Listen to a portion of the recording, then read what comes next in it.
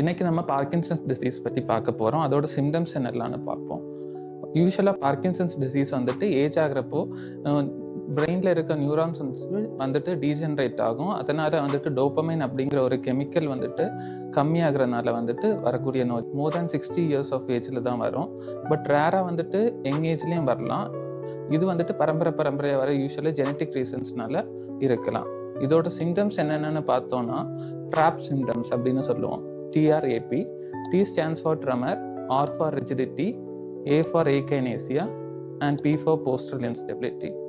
Tremors வந்துட்டு Parkinson's டிசீஸில் வரக்கூடிய tremors வந்துட்டு ரெஸ்ட்லேயே வந்துட்டு சும்மா இருக்கப்பவே வரக்கூடிய நடுக்கம் மாதிரி இருக்கும்.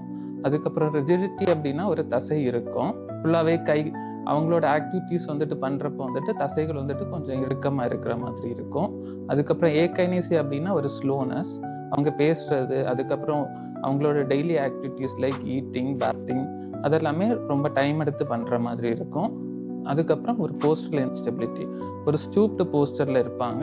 அதுக்கப்புறம் அவங்களுக்கு போஸ்டரல் இன்ஸ்டெபிலிட்டி, அதுக்கப்புறம் ஒரு ஹிஸ்ட்ரி ஆஃப் ரிகரண்ட் ஃபால்ஸும் இருக்கும்.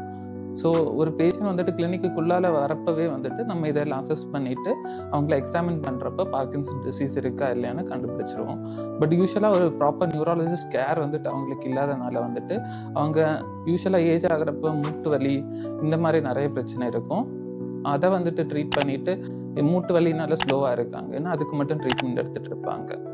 ஸோ ப்ராப்பரான நியூராலஜிஸ்ட் எக்ஸாமினேஷன் பண்ணி நியூராலஜிஸ்ட் அசஸ் பண்ண வேண்டியது பார்க்கின்சன்ஸ் டிசீஸை டயக்னோஸ் பண்ணுறதுக்கு ரொம்ப அவசியம். தேங்க்யூ.